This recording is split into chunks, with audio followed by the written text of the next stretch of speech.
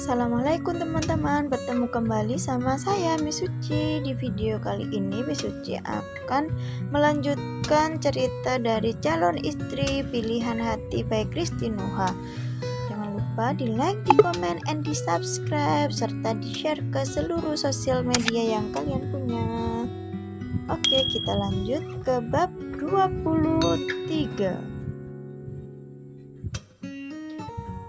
Putus. Nada merdu nan mendayu lagu lir-ilir dari Sister Slinton dan Gambang yang dimainkan 3 orang seniman berbaju batik lurik lengkap dengan pelangkon di samping pintu masuk lobi A gedung rumah sakit JIH seharusnya mampu menarik perhatian setiap pengunjung.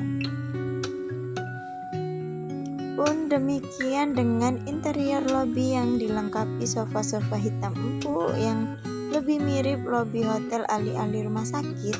Namun kali ini Jayan terlalu tergesa untuk bisa menikmati fasilitas setara mall yang disuguhkan Jogja International Hospital. Langkahnya dipacu cepat menuju lift yang akan membawanya ke bangsal VIP B tempat Adisti dirawat. Sayangnya Jayan tidak berhasil menemui kekasihnya sebelum gadis itu dibawa ke ruang operasi.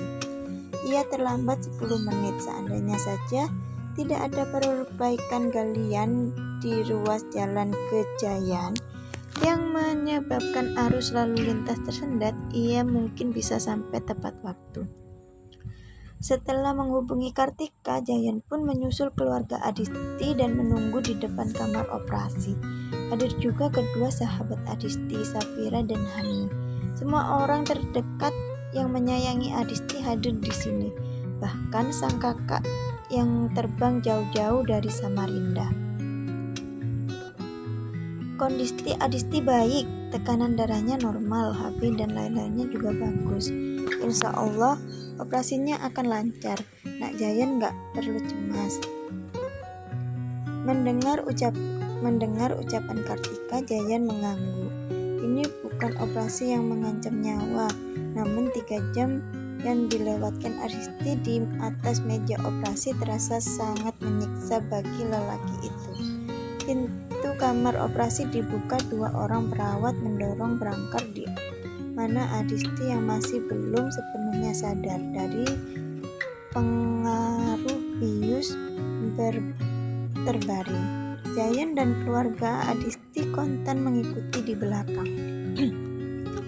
Kalau pasien sudah tidak pusing, bisa diberi minum sedikit-sedikit.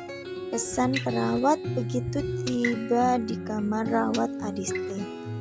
Jayan duduk di salah satu kursi yang mengintari sebuah meja makan bundar. Kartika duduk di tepi ranjang putrinya, menawarkan minum pada Adisti. Jayan sedikit canggung saat berbincang basa-basi dengan Andini, kakak Adisti, yang baru kali ini ia temui. Ketika Kartika sudah beranjak dari sisi Adisti, Jayan cepat berdiri dan mengakhiri pembicaraan dengan Andini. Maaf mbak, saya kesana dulu. Kepala Jayan mengendik ke arah ranjang pasien. Dis, Jayan mendekat dan Adisti tampak terkejut melihatnya. Kamu datang? Tanya Adisti lemah. Tentu saja Jayan datang. Apa Adisti pikir kekasihnya tidak boleh hadir di momen penting seperti sekarang? Ya, how do you feel? Adisti menggeleng. Aku masih lemas. Kamu pulang aja ya. Lalu Adisti memalingkan wajah dan memejamkan mata. Jayan terdiam mencerna gestur Adisti. Kekasihnya itu baru saja menolak kehadirannya. Jayan datang lagi keesokan harinya. Hanya ada Kartika yang menunggu gadis itu. Adisti sedang duduk dengan bersandarkan pada bagian kepala bed yang sedikit ditegakkan selimut warna orange yang senada dengan warna wallpaper dinding menutupi tubuhnya dari pinggang ke bawah. Nak Jayan, mari duduk. Adisti baru aja selesai makan. Jayan meletakkan parsel buah yang ia bawa di meja makan. Lalu ia menarik satu kursi ke dekat ranjang pasien dan duduk. "Gimana kondisi Adisti hari ini, Tante?" Sengaja Jayan bertanya pada Kartika menghindari kemungkinan Adisti menolak menjawab. "Sudah lebih kuat," jawab Kartika. "Makanannya dihabiskan." Jayan mengangguk sopan, lalu berganti memandang Adisti. "Hai Dis, Mama nanyain kamu terus tuh, kangen ingin ketemu calon mantu," candanya. Namun Adisti justru berkesiap, sama sekali tidak merasa terhibur dengan kenyataan bahwa Niken mencarinya. Ia lalu menoleh pada ibunya. "Bu, aku mau bicara dengan Jayan sebentar." Kartika mengangguk paham, lalu berjalan menuju pintu dan keluar. Setelah pintu ditutup dari luar, Adisti menghela nafas panjang. "Yan, apa kamu bilang pada mamamu tentang penyakitku?" "Belum." Adisti bersyukur atas tindakan Jayan yang bijak. "Kalau gitu aku mau cerita sesuatu ke kamu." Jayan mengernyit, tak bisa menebak apa yang akan ditanyakan kekasihnya. Akan tetapi ia memberi kesempatan Adisti untuk melanjutkan. "Setahun kemarin di Bali, di hari kita janjian kencan, aku excited banget. Safira dan Hani gak berhenti cekikikan waktu aku mengatakan kita berciuman." Jayan tersenyum tipis. Dugaannya terbukti benar. Ternyata Adisti juga merasakan kegembiraan yang sama hari itu. Adisti lanjut bertutur. "Mereka memaksaku untuk ke spa, kami luluran, manicure dan pedicure, sama mengencangkan mau pakai baju apa, sambil ngerancang mau pakai baju apa buat ketemu kamu di restoran. Hari itu aku haid dan seperti biasa, selalu nyeri. Aku cuekin aja, pikirku nanti bisa minum obat pereda nyeri. Tapi tiba-tiba di malam hari nyeriku bertambah hebat dan aku jatuh pingsan. Safira dan Hani bawa aku ke rumah sakit. Sama seperti kejadian kemarin, aku diperiksa dengan USG dan diketahui adanya kista di rahimku." Jayan sontak menongak, menatap Adisti tak percaya. Terkuak sudah. Jadi itulah yang membuat Adisti mangkir dari janji kencan mereka. "Aku ingin kasih kabar ke kamu, tapi saat itu aku jadi juga bingung. Akhirnya aku memutuskan untuk menghapus nomormu dan pulang ke Jogja untuk pengobatan. Aku dioperasi dan disarankan untuk berhenti makan mie instan. Padahal kamu tahu kan seberapa suka aku sama makanan itu. Kemarin dokter bilang bahwa endometriosis itu nggak akan bisa sembuh. Suatu saat akan kambuh lagi. Itulah kenapa kistanya tumbuh lagi, dan karena jaringan di indung telur kananku sudah rusak, aku harus merelakannya diangkat." Adisti menjeda. Keheningan yang turun melingkupi mereka terasa menyesakkan. "Maaf, aku nggak bisa bilang sejak awal, dan maaf karena sekali lagi aku sudah bikin kamu kecewa." Lirik Adisti pada akhirnya.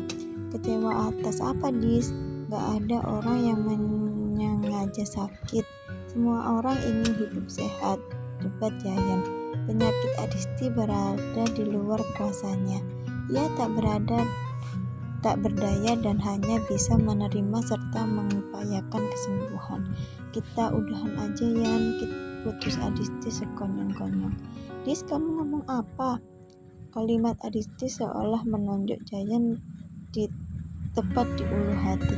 "Kamu bilang tujuanmu adalah menikah, punya anak. Aku mungkin gak bisa memenuhi tugas itu, menjadi istrimu, melahirkan anak-anakmu. Dis, ada banyak terapi yang belum tentu berhasil. Suatu saat penyakitmu akan kambuh lagi, Yan. Mungkin 2 tahun lagi, 4 tahun lagi, terus seperti itu. Lalu tahu-tahu aku akan masuk usia di mana hamil dan melahirkan. Sudah terlalu beresiko." Jayan sudah membekali diri dengan membaca banyak artikel tentang kista endometriosis. Siklus kista punya potensi untuk terus terjadi sepanjang penderitanya masih mengalami menstruasi, dan baru akan berhenti jika masa menopause tiba. Kamu pria baik ya, carilah perempuan yang sehat, yang jelas bisa kasih kamu anak. Jangan cewek penyakitan kayak aku. Dis, aku gak suka dengar kamu ngomong begitu. Jayan bangkit berdiri. Gemuruh amarah mulai terbangun di dalam dada. Yan, bersikaplah realitas. Apa kamu mau merelakan kesempatan untuk punya anak? Jayan terdiam, mencoba membayangkan kehidupan tanpa anak di masa depan. Hanya bayangan abu-abu yang bisa ia lihat. Adisti tersenyum pahit melihat diamnya Jayan. Keputusan ini memang yang terbaik bagi mereka. Terima kasih karena sudah memberi saya 3 bulan yang menyenangkan, Pak Jayan. Oke teman-teman, sedih deh, Jayan dan Adisti putus di sebelah pihak teman-teman. Semoga Adisti cepat sembuh ya. Jangan lupa dipantengin terus, jangan lupa di like, di komen, and di subscribe. Bye bye. Assalamualaikum, tunggu next babnya ya.